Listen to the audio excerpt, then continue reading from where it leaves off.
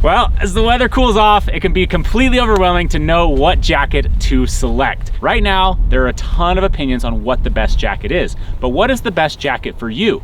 Is it down? Is it synthetic? Is it a 3-season? Is it a 4-season?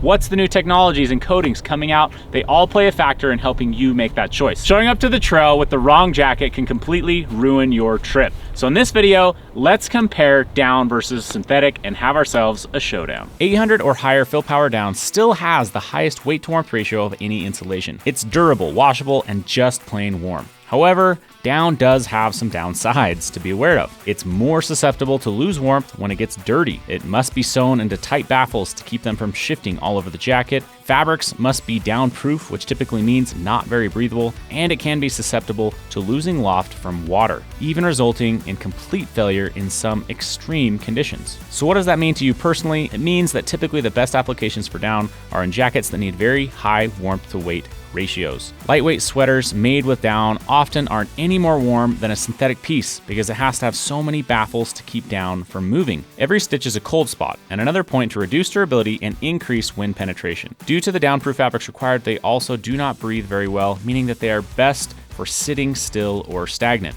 Down puffies are really best utilized once you've arrived at camp and are doing little to no physical work. Synthetics have come a long ways in terms of weight to warmth ratios and other advantages. While we still don't have a synthetic that can replace down's pure warmth, they do have some other benefits if you get the right synthetic. For example, in the Outdoor Vitals Ventus and Vario jackets, there is a continuous fiber insulation called 3D-FX.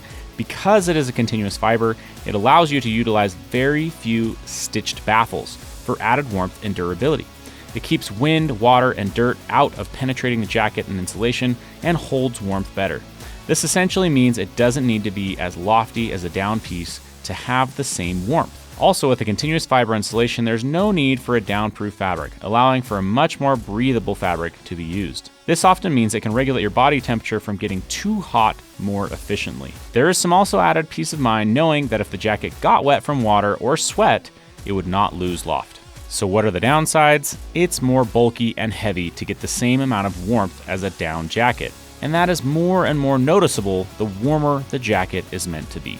So what does this mean for you? Typically speaking, synthetics are best used in lighter weight jacket options, ones where you will likely have little to no weight penalty to equal the same warmth as a down piece. They're also better as an active piece due to their higher breathability. Down is typically better in pieces aimed to be more warm.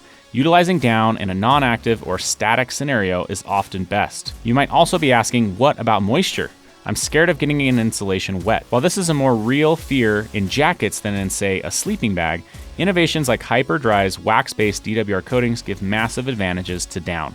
I've had exceptional performance from down in rainy and humid conditions, and with the Nova UL and Nova Pro lines from Outdoor Vitals, it's been a non-issue. The Nova stitchless fabric makes it almost impossible for water to get in, and then our proprietary blended Down LT is our backup in worst case scenarios. I've literally held this underwater, sucked water into the insulation, and been able to keep over 50% of the loft in the piece and have it dry in 30 minutes of sunlight. My answer to you is don't focus on a fear of moisture as much as the warmth that you need and if you need to be able to be active in the piece. The best system of all is to have synthetic layers such as the Vario jacket or the Ventus hoodie that you can use when you need to be more active and have them closer to your skin, and then have something like the Nova Pro or Nova UL for static, high warmth pieces. Do you agree? Drop that in the comments down below, and make sure to check out our video where I go in detail about how to layer properly for maximum warmth on the trail.